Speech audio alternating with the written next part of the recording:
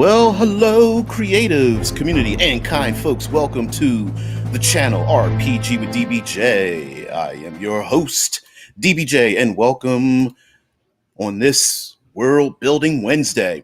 Today and this week, we're talking about science fiction, and specifically motivated by my deep dive into blockchains and Bitcoin and cryptocurrencies, and it made me think about the digital future. And of course, we do have Future Fridays, but I thought we would do this or have a talk about this all week long.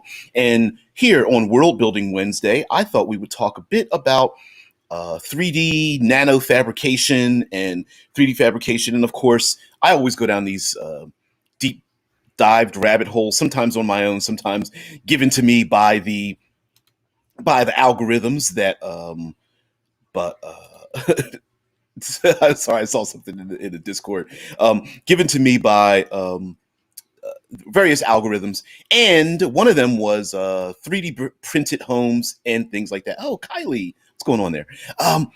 And long time ago on this channel, it's probably been like 6 or 7 years or something, I put out a video talking about the beautiful problems of eclipse phase, and a lot of the views on my channel started probably back between 5 and 7 years ago. And one of the reason why I put beautiful problems then, and of course wonderful problems today, is that much like the television show The Expanse, I love the fact that, and a lot of people, of course, out there, fans of The Expanse, love the fact that the creators embraced the truisms about space travel and gravity and space distances and telecommunications when it comes to the space, rather than it's sticking with the tried and true Hollywoodisms of what space is. Like, for example, explosive decompression is not necessarily explosive, and in some ways, decompression can be solved with, like a notebook or something like that. And I love that. Yeah. JP, what's going on there? Jared says 3D printed homes. Yep. 3D printed suburbs, 3D printed cities, and 3D printed nations. Yeah, there's a pretty interesting, and mind you, your definition of how something is 3D printed today versus what we look at in science fiction might be different.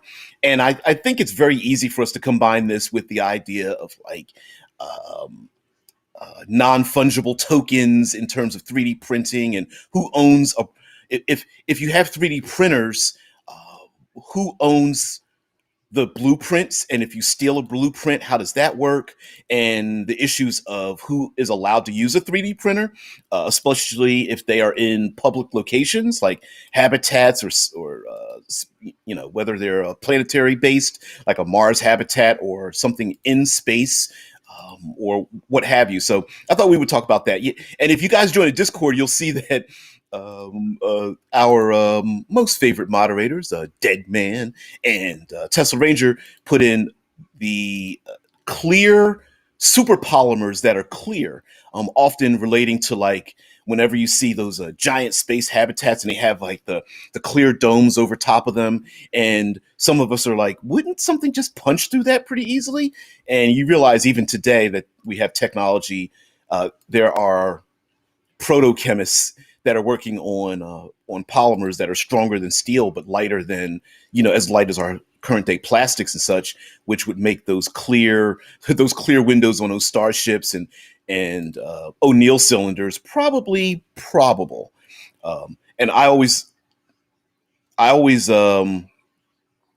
think of, like, as a kid, I always thought, like, with those tin can stations, I think there's one type of O'Neill cylinder where it's made up of strips of solid land and then clear glass, and then solid land and clear glass, and when it would spin, light would flow through it, which doesn't really make a lot of sense with how much glass space would be in them, but they're really cool images. And I was like, where'd they get all this glass from? Of course, it wouldn't be considered glass at all, but yeah. Yeah,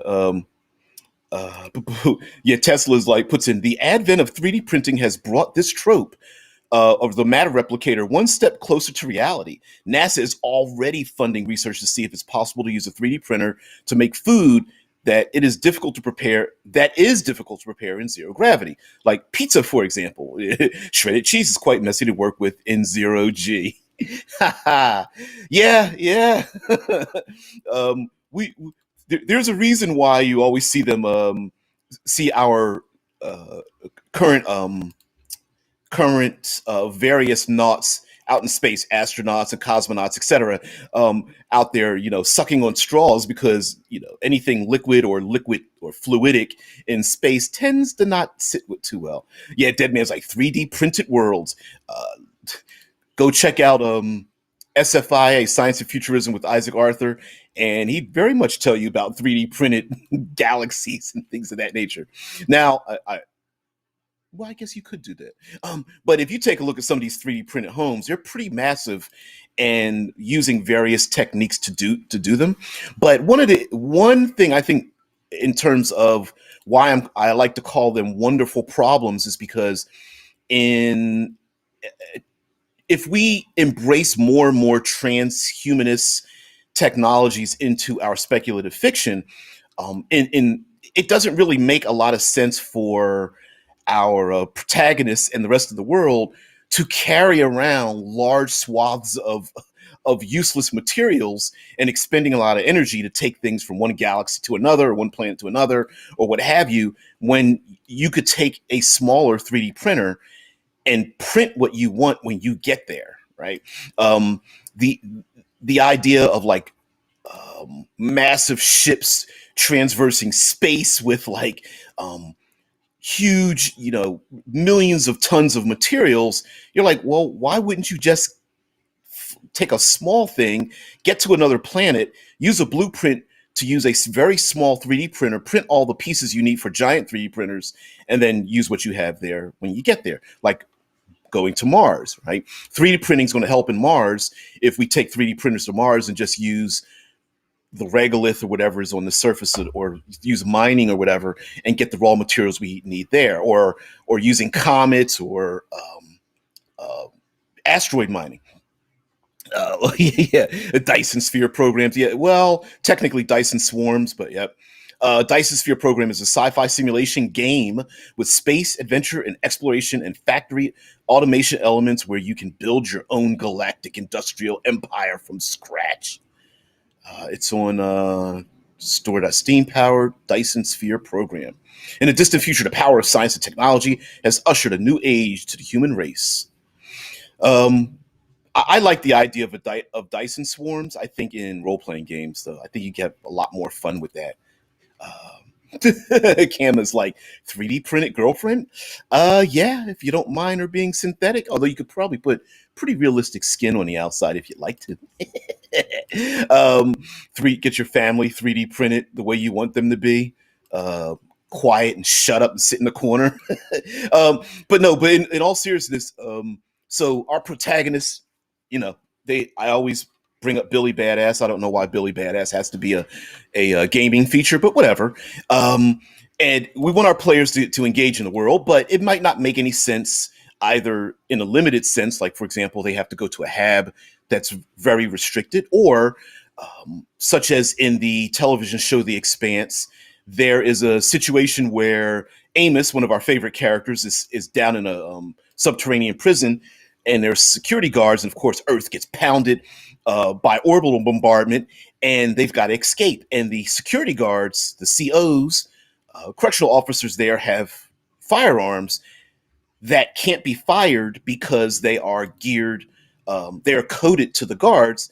You, as a prisoner, of course, can't steal those weapons. And it makes a lot of sense, right? Today, we have the technology to have firearms that can't be used by, are restricted by the people who use them. And you can have this through any number of ways, like whether it's a wristband coding, it could be fingerprint coded or gloved, it could be from radio signals, any number of things. Heck, facial recognition if you really want to for a firearm.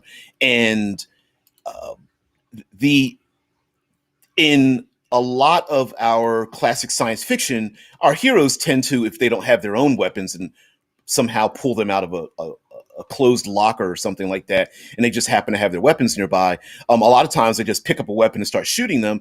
When in reality, especially when you have in very it would be highly problematic to have very dangerous weapons in enclosed spaces where punctures can threaten the lives of the people there. They, of course, would have high restrictions not only on imported weapons and not only on the printing of those weapons, but the use of those weapons in general. So, but how do you deal with that problem? So I thought that would, the idea of having black market blueprints and ways to spoof blueprint 3D printing systems and getting around 3D printing public and or private and or industrial 3D printing systems is a problem that I think make gaming better, because now you have another layer of interaction in the world. Players are like, all right, we don't have, all we got are blueprints. We got to get some weapons. How do we get them in this restricted area? And then running around, now you have yourself a tension timer. I'll get to the chat in just a minute. Tension timer going on where the players might be hunted and need to achieve a mission before they're discovered who they are, knowing that they have no weapons and things. So yeah, absolutely. Cam says, I saw a speculative science thing on TV that was talking about tiny robots that would be able to 3D print their own parts and mine the ore to make the parts. Oh, hells yes. That's probably one of the most logical things to do, right? Like today, from what I understand, we have 3D printers that can print their own parts to make another 3D printer, which if you're trying to make money, is not necessarily a good thing, because every time you sell a 3D printer, you're essentially selling off your own your own money. But whatever, I'm sure there's ways to get around that, of course, with the blueprints themselves being restricted. You know what I mean? But Mofus is 80% complete with a 3 million year planetary print job. Filament jam, clear, restart, but now I have a layer shift, toss it out, start all over with a Dyson sphere. Oh, well, humanity goes out into space and like, we found our first Dyson sphere. And then you'd send out sensors and they're like, why are there like 287 uncompleted Dyson spheres? And there's this one alien like overseeing the project, like, oh my God, I gotta reboot this thing. trying to have like 10,000 workers trying to clean out a filament that's the size of the filament opening the size of the Earth's moon or something. Like, no. All right, we're going to need another Neptune and shove it in the machine and extrude it out the other end. It wouldn't look like that, but it'd be pretty hilarious. Cameron says they were talking about those tiny robots being sent out into space to check out planets and asteroids like scouts. Oh yeah, like von Neumann probes? Hells yes. And that makes perfect sense, right? Like you could, and of course humans don't have to be involved in it. You send out probes, small probes to land somewhere. Those probes start constructing other versions of themselves to help in the construction of colony spaces, for example, or nuclear and solar and wind, etc. fusion power plants before human beings are able to get there, and basically do all kinds of science and research like we're doing now. And a lot of times we don't often see in our fiction, whether it's tabletop or otherwise, humanity or other aliens doing the exact same thing. Like, so many people feel like our first contact with aliens won't be aliens at all. It'll be all their equipment and stuff sent ahead of them. Mind you, it might have a lot of high fidelity. Like we might think that they're an alien sentient species, but we might be talking to their 3D printed, constructed, sensors and scouts and computer systems and stuff. And they're like, yeah, we're pretty smart, but technically we're like the workers. You want to really meet the real aliens, and it's going to take them a couple tens of thousands of years, but we're here first. So let's have a sit down and talk. Amorphous says, sounds like a good popcorn flick. Strange alien robots show up and start processing the planet without regard for life. Yep, it's probably been done. Oh hell yeah. Machines land on Earth and think that we're just has been regarded in science fiction that we're basically bacterium. We're just parasites living on a giant, you know, planet. And as a matter of fact, size wise, you know, we're pretty insignificant when it comes to the planet. You know what I mean? It's like a reverse Wally. Yep. Yep. just just taking in trash and crapping out big chunks of debris, waiting for other machines to come by and clean it up. And Wally was like, nope, nobody's coming to clean it up, but I'm pretty proud of what I can do. Uh, Pretty awesome, pretty awesome. Now, I think one way of dealing with 3D printed items, of course, are for the players to acquire the blueprints themselves. So, for example, they go off into space, they land in a habitat or something, and the first thing they need are some firearms. And of course, I can guarantee most habitats will not allow anyone to publicly print anything that's going to rupture the skin of a starship. So maybe there are specific firearms that are um, uh, useful enough in a habitat without piercing the skin, right? So things like anything that stuns. So you might have like electro laser type of weapons that fire out bolts that can stun and whatnot without, and maybe it might do some power fluctuations or what have you, but at least it won't destroy the habitat.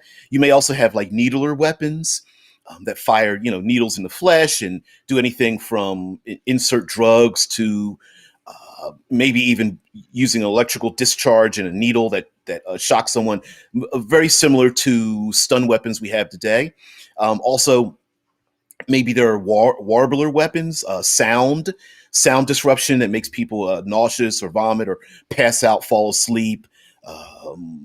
Anything that affects our equilibrium, that those kind of weapons, maybe entangling weapons that fire like splat guns, maybe that fire out adhesives or nets or cables or something to entrap people. So maybe those kind of weapons exist for use, especially by security teams that won't pierce the skin of habitats.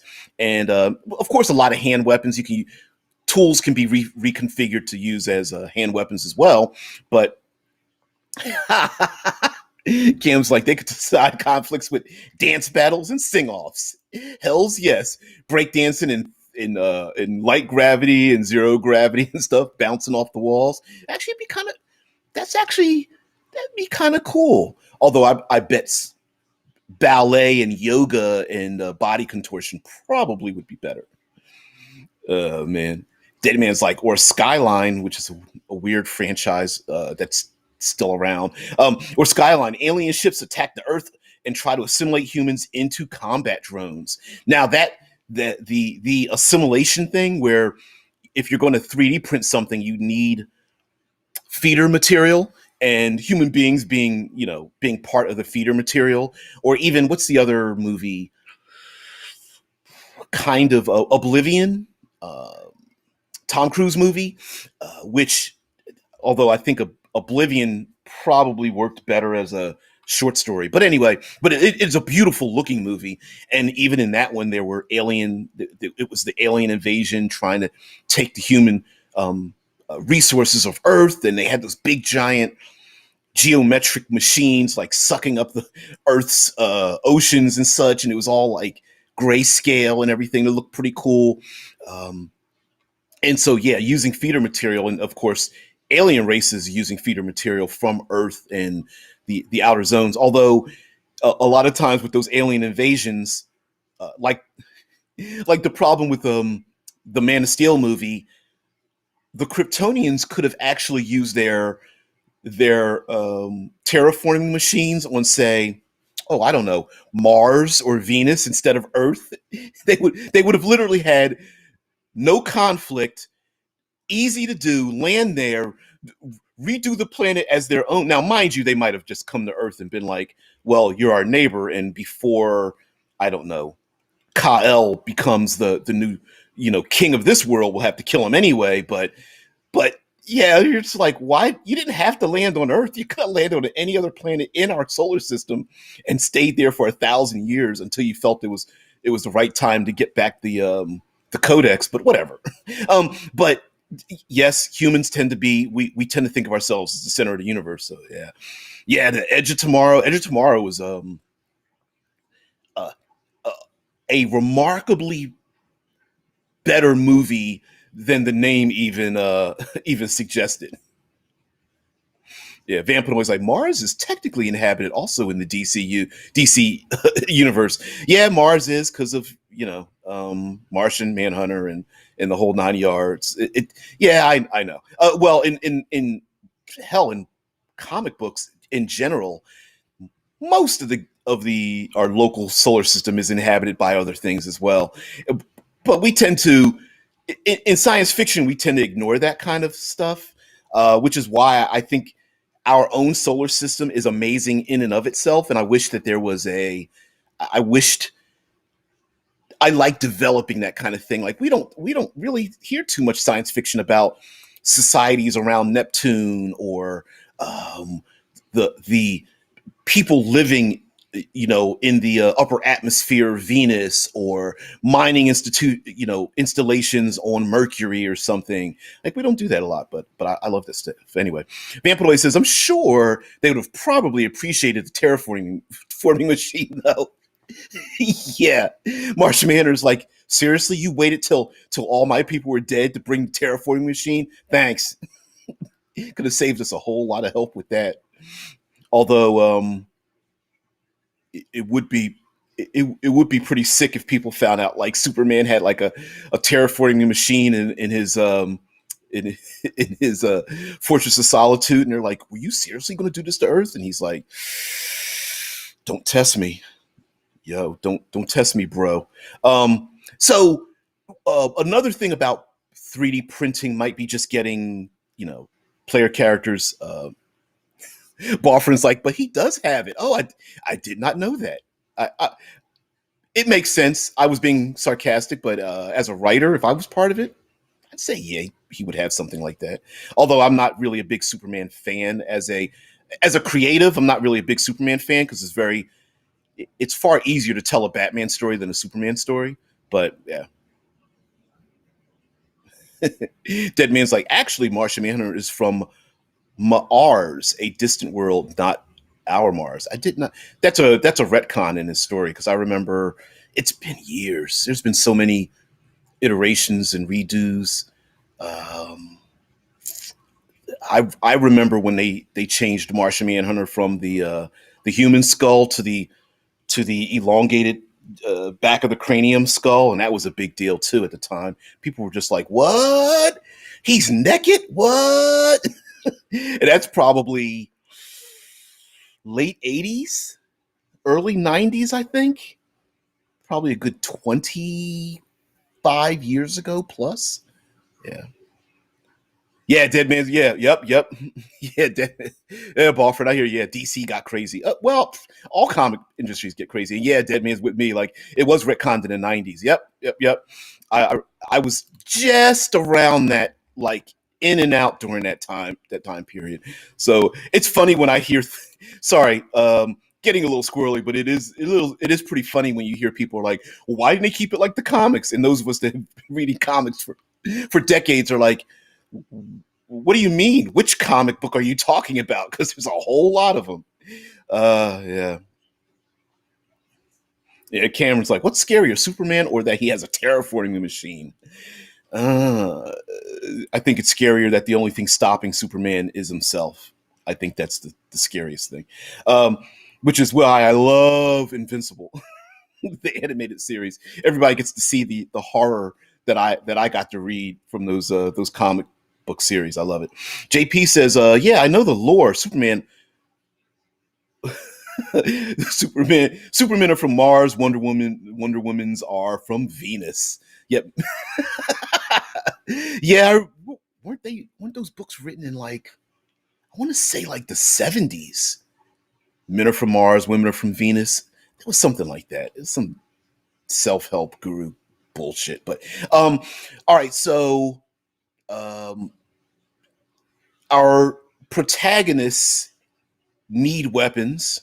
So they take their blueprints, they go to a hab, they put them in a machine. So of course, anything printed out of any kind of 3D printing machine is going to have a record. At a minimum, it's going to record what it's printing out. At moving on from there, it's absolutely probably going to alert security forces if you're printing something dangerous. So it's probably better to print things maybe in small pieces and put them together. Although pretty advanced technology would allow us to know that if you're printing out, like, I don't know, pistol grips, that you're probably trying to print a pistol. So that may not be too good. So someone's going to probably have to spoof a lot of that. Oh yeah, the Brightburn movie. Yeah, evil Superman equals Brandon Breyer or Breyer in Brightburn. That movie, I think, could have been so much better. I wish it was more embraced more. I love the idea of superhero horror stories, and especially a Superman or Superboy or something. Deadman says it was suggested by Dr. Spock back then. Yep, sure was. Dr. Spock was a big deal at that time. So along with 3D printing, more often than not, I'm sure something printed out of somebody else's 3D printer is going to have some way to track or monitor or understand where that merchandise is going, if for no other reason to understand where all the feeder material is going, right? So if I use someone else's 3D printer, I arrive on Mars, I'm out in the outback of Mars, and I use a public 3D printer. People are probably going to want to know, well, what are you using it for? And they might not be suspicious. It might just be, oh, you're printing a new CO2 scrubber or something like that. Great. We need 16 of them and you printed out 4 of them. Great. We only need 12 more.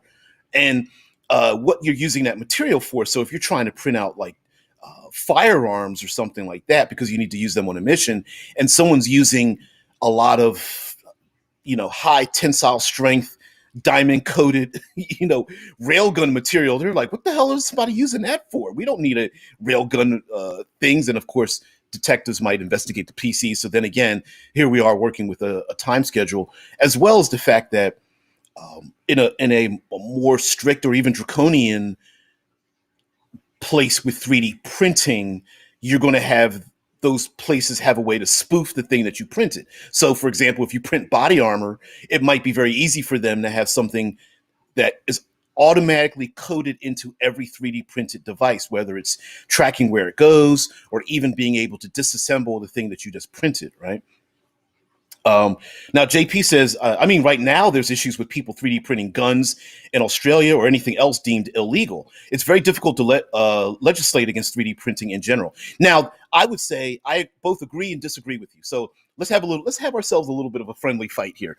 So if I own my own 3D printer, I absolutely agree with you, right? It would be, if you buy a 3D printer, you don't know what people are doing in the privacy of their own homes. If you have to go to a place to do a thing, I think the complete opposite is there. If you go to a place to print something out, it absolutely positively is going to be monitored. Who's there? What are you doing it? How long are you doing it? How many people are in a waiting line on a waiting list to use the system you're using? So yes, I absolutely agree that both private, hidden, black market 3D printers are absolutely a problem. Public use or regulated 3D printers, you're not going to get away with doing any of that stuff at all. So on one hand, I absolutely agree with you. On the other hand, I'm like, no. The U.S. military, who I can guarantee you has 3D printers, you ain't going to walk in there and print out your own 3D girlfriend, right? That's not going to happen. Or maybe it will if you have enough. You can grease those gears, right? Barford says pipe guns are a thing, sort of like the Liberator that the CIA developed. It's a one-shot gun designed to get you a better gun from your opposition. Friends of mine found one, and we fired a bullet from it, which we shouldn't have, from a pipe gun. It was only about maybe twice the length of the palm of our hand, and you literally put a bullet at the end of it and had a spring, and the spring just popped the end of it and fired a bullet. Yep. Mova calls like, give me plywood and a pipe, and I can make something illegal. Oh, hell's yes. Now Jared goes on to say, because I got to read his comment here. It's like most color printers will physically not print a photocopy of money, of course, but it's not all that reliable. But the printing companies are covering their backs against illegal issues. Yep. If the printers themselves are regulated, like how Apple locks down their products really hard against non-Apple software, or the idea of if something is 3D printed, it could be a 3D printed item can be printed so you can't get into it, like cell phones, right? I have it like an LG phone. All of my other Samsung phones, I could pop the back out and do all I want inside of it. My LG phone doesn't have. They've created it so that I can't get to it, and so 3D printers could be designed so that you can't get to the thing, or it records how much material. I mean, it could very easily have a scanning system that says, well, how much alloy and materials you're using. Oh, it falls into the dangerous parameters of you doing a thing that's going to cause problems somewhere else, right? It's why wearing body armor is a problem in society. It's not the body armor that's illegal. It's the why do you think you have a need to wear body armor? The Dead Man puts in the FP45 Liberator. Oh, um the tube in it is what my friends of mine and I found, but we didn't find the whole gun. Anyway, it's a pistol manufactured by United States military during World War II for use by resistance forces. The Liberator was never issued to American or other Allied troops, and there are few documented instances of the weapon being used for its intended purposes, though the intended recipients are probably for like rebel forces and like probably a very cheap, very disposable, very please put this bullet in the back of of the head of the person you don't like, kind of a weapon, right? So the other, and listen, I'm coming up with problems when it comes to 3D printing, but I think the problems involved are our sweet spot for tabletop gaming, right? Like players who have to figure out how to spoof a system to get something printed. How long does it take to get printed? What hidden mechanisms are 3D printing machines doing to regulate what it is that they're doing? Like, for example, sure, you might get away with, let's say the player characters break into a secure facility, they print out their firearms, the players get their firearms, they start running around with their firearms. Well, the system might be tracking them, like who's got what. And there could be hackers that are like, oh, I see 17 firearms that shouldn't be out there, and press a button and go, boops, and all of a sudden those weapons start to melt away.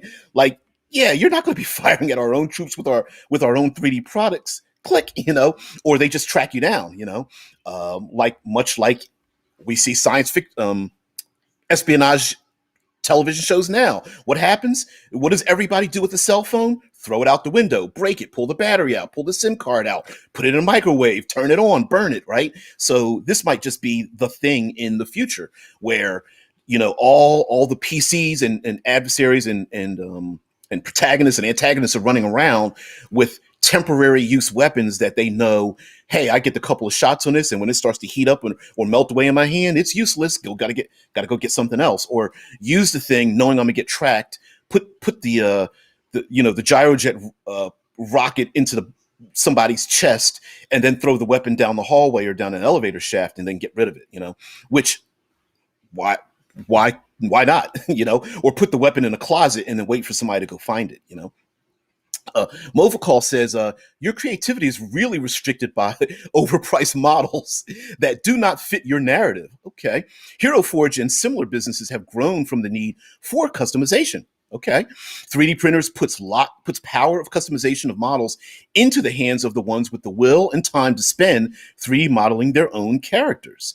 Now, see, that's another thing that we don't think of. Like we often think of Joe Consumer, right? People say, well, average consumer goes for the cheapest product with the best quality, and that's not always the case. A lot of times, like Movacall puts in, it's about who has the will.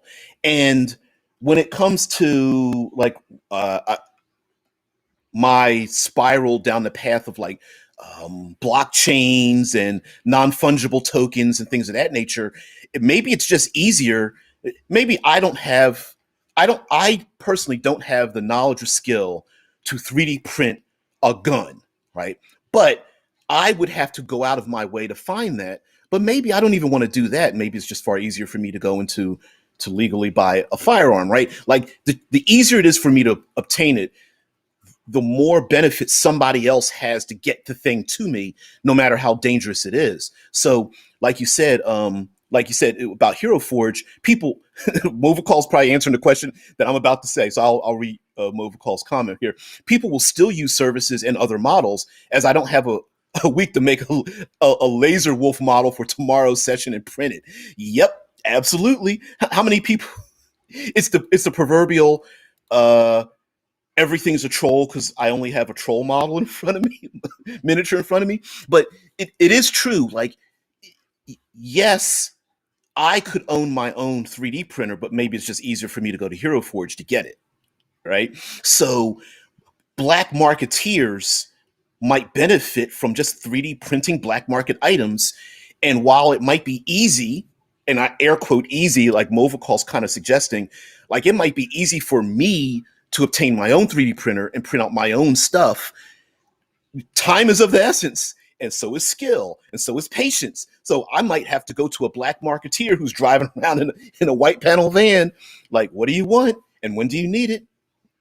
Put it up on the dark web forums and I'll get it to you. Just give me a time and place, right? So the player characters might have to rely on black marketeers for the thing and like have to dodge the authorities for 3.5 hours. Sure, they'll get their guns and their weapons, but they're going to have to trust the so-called quality on the street versus the black market versus whatever. So you could still have the same.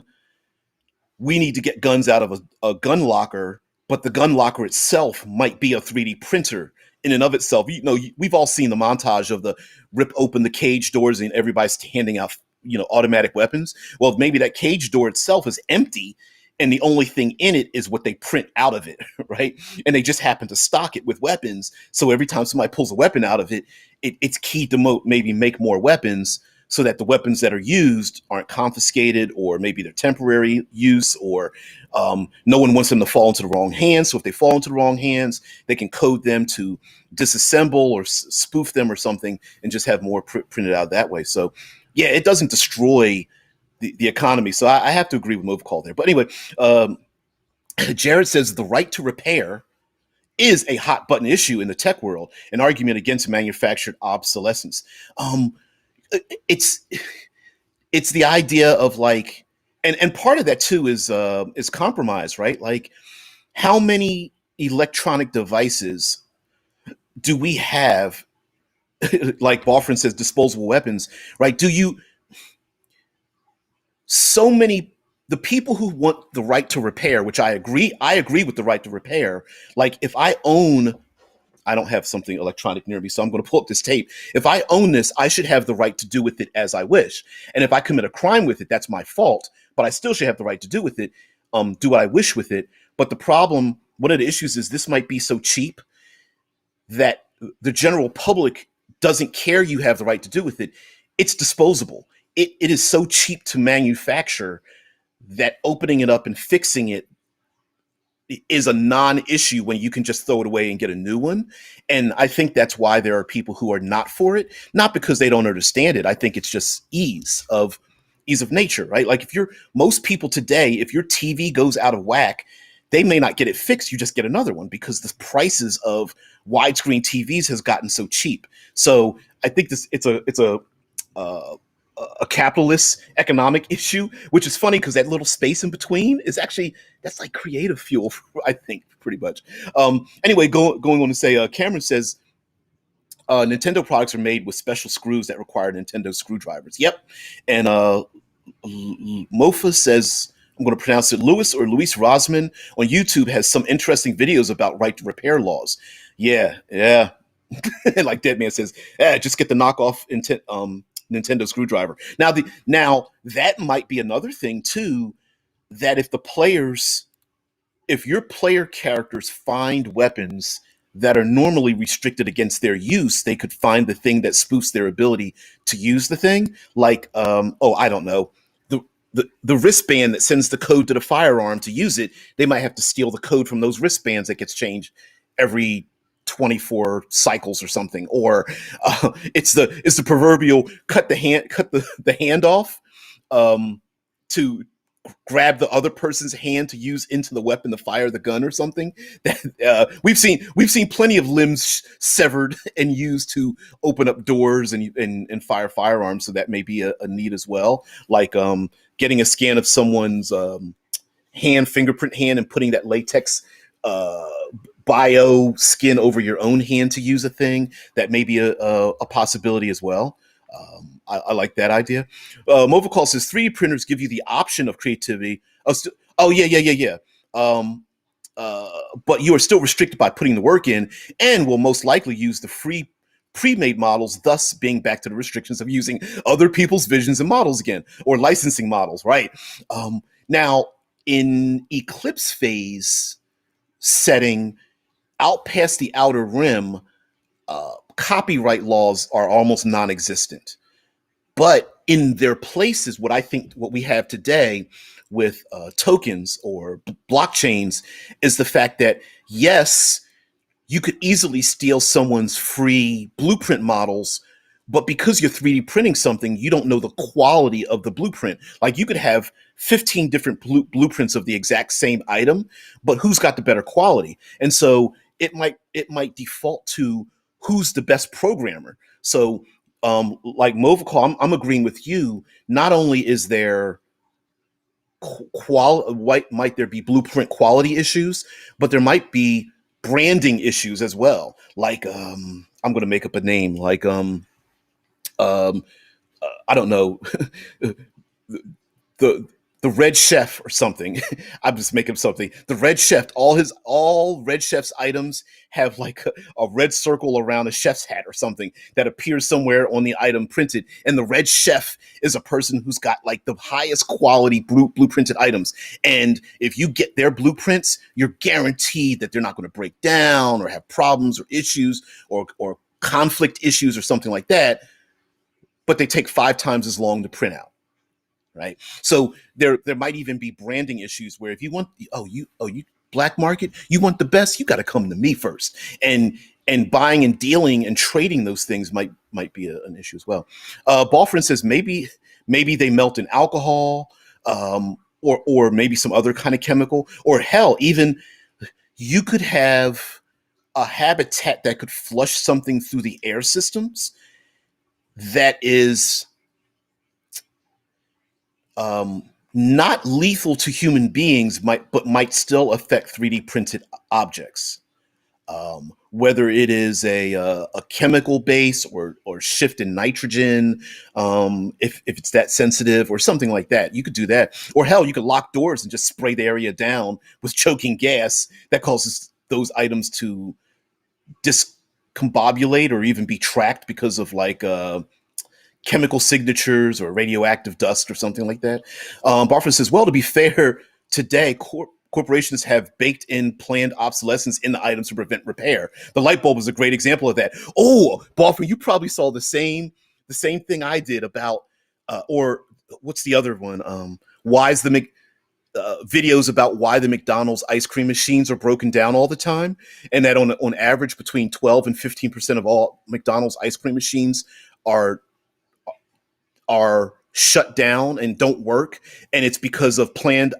It's not just obsolescence, but also planned repair systems, which is why the people are against the corporations against the right to repair, because you could make automobiles could be designed to last for 50 years without having to repair them and monitor them at all. But yeah, Bob, you've seen those too, right? But corporations, and I'm not going to defend corporations today, but in the future there might be a need for things to break down. The reason being is because a better system might come about, right? So a tool that lasts for 10 years might be designed to last only 10 years because We know there's better ways to make tools. We don't want you using the old tools. Please recycle your old tools because we have better ones. Now, in a very small habitat of like 1,000 people, you're not, all you have to do is put up a flyer and go, or censor something and go, okay, everybody, boop, boop, boop, boop, boop. Today's the day. Oh, every green tag tool, please recycle them and get a new tool. Not a big deal. Movicall's like, I just watched the McDonald's ice cream video. Yeah. And, but in 3D printing, why not? You could have a person create an excellent blueprinted 3D item that has built into it, it will break down after a particular time. Disposable weapons, right? And so, yeah, that is a conspiracy theory that's not so much of a conspiracy theory, right? Like, oh, I 3D printed my car that has no way for me to open up the engine bay. I need to call the service tech to get to it, right? And it's the ching. It's the idea of printers and printer ink, right? We'll give you a free printer, but the printing ink is going to be $60 a pop, you know. And the same thing might happen in 3D printed items. Oh, you can print anything you want, but you want to keep using it, you got to come back to us. Oh, first one's free. After that, yeah, it's going to cost you $1,000. Like, I just need a screwdriver out of a 3D printer. Sorry. Now we'll send out how about we send out a repair tech for $50, or we can give you a screwdriver to let you fix it on your own for $1,000. You know? Oh man. Vampanoids, what if the whole planet has been destroyed several times over and is completely 3D printed? Yeah, we were talking about that. Which what is it? The new world of Numenera, the ninth world, where literally the dirt and dust and the dust in the air is nanotech, like nanotech dust that can be manipulated by the player characters. And you're like, what was here beforehand? Which is pretty nasty. I mean, you could have a nomadic culture that builds massive cities, and when the weather gets bad or something, they just literally turn their cities to dust to move on to rebuild a new city somewhere. I mean, I could see nanotech style 3D printing to just build yourself new homes and vehicles and massive towers and things like that just on the spot after a couple of days. I mean, today, if you take a look at some of those 3D printed homes, they say you could build a home in like 2 days, easy. You know, it's crazy, but yeah. Cameron says I had a friend who had one of those, dead man. He handled it like it was a brick of cocaine. Talking about the Nintendo screwdriver. No one got to see it, and he kept it hidden in the back of a back room. You know what? Could you imagine like there's it's the proverbial Omni tool, like the sonic screwdriver, like don't touch it, don't fucking touch it, it's mine, and it's like the one repair dude like that's like in the back room that's like able to fix like the 3D printed items, and no one gets to move it, and has always got like the gloves and the clean room and the masks and everything, and like trying to fix items that are broken. That'd be pretty hilarious. It's like the police arrest this dude, and they're like, why are you helping these criminals? He's like, helping them? I just want to use my Omni tool. That's all. I had to scrape and bleed and murder to get this Omni tool. The hell, I'm not going to use it. I don't care if they're criminals. I don't care what they're doing with it. I just want to use my Omni tool. Balford says Scud the Disposable Assassin was based on something like that. I don't remember. I just remember Scud being a bad B movie. I don't remember. Anyway, says it was an AI assassin you bought out of a vending machine. The comic was based on a unit that figured out if it kept its original target alive, it could continue to exist until the target died. I did not know that. That's funny. Vending machine assassin, AI assassins. For some reason, it just made me think of the old school cigarette vending machines where you put the money in and you had to bang on the side of it, and you pull the handle at the bottom and it would fall, but it would get jammed, and you're trying to reach your hand up into it and your hand's jammed in. I love that. Or the more modern Coke soda pop machines where you put the money in and then you see the thing go lift up in the middle, like zzz, zzz, zzz, zzz, and the AI assassin falls into it, and you're like, oh shit, I picked the wrong one. I didn't mean to hit B3. I meant at C4. Fuck. And then the AI assassin comes in and is like, I am ready for your mission. You're like, whatever, go away. And the AI is like, please do not leave me abandoned. You are hurting my feelings. Here, get in my back pocket. Cam's like, nanotech desert? Duns of metal? Imagine the thunderstorms. Yeah, sheet metal.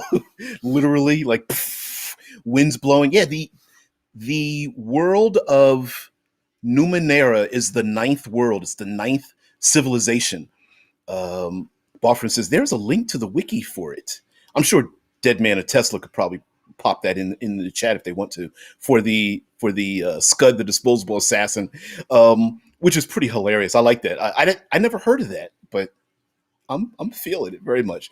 But yeah, in the ninth world in Numenera, this crazy, strange, semi post-apocalyptic world of sand and dust storms and Mad Max. The dust in the air is nanotech, and you can play a character that's able to manipulate that nanotech to get what you want, which for player characters, they're like, oh yeah, I'm a Billy Badass for doing this. But often the player characters don't think that it can be used against them. And I think 3D printing kind of falls into that category as well, where the players are like, oh yeah, hell yeah, I'm a show up with my cortical stack and download myself into a synthetic body and get my weaponry and click it on my body. And they don't think like the adversaries are like over there at the same machine pressing buttons with their thumb drive, like bip bip bip bip, railgun, bip bip bip bip bip, gyrojet pistol. Boop, boop, boop. Okay, you want to be like that? Just wait. Bzz, bzz, bzz, bzz, bzz, bzz. Although it would be silly if they were in like a mall or something, and their items are getting printed at the same time, and they're each hoping that the other one gets their weapons printed before the other one while they're sitting there waiting in line or whatever. There it is in the Discord. Yep. Tesla and Deadman put in the ninth world in Numenera archives, and for Monocook Games and the Numenera fandom link, numenera.fandom.com, ninth world. Yep. Ninth world is a planet located in the solar system. At one point in its history, 1 billion years in the past, the planet was called Earth by its humans inhabitants. And of course, part of the ninth world issue is, if it's been 1 billion years, why isn't the Earth, I don't know, swimming around the sun? But, who knows? But anyway, guys, thank you very much for being part of the show. I really appreciate it. Listen, if you really like the show, please like, share, subscribe, tell everybody about it. Maybe there's somebody you don't like, and you're just like, or someone's having problems sleeping, or maybe they're having bowel issues, whatever. Let them know about the show. Unfortunately, 5 out of 4 doctors say that this show has zero impact on your refuse issues, but whatever.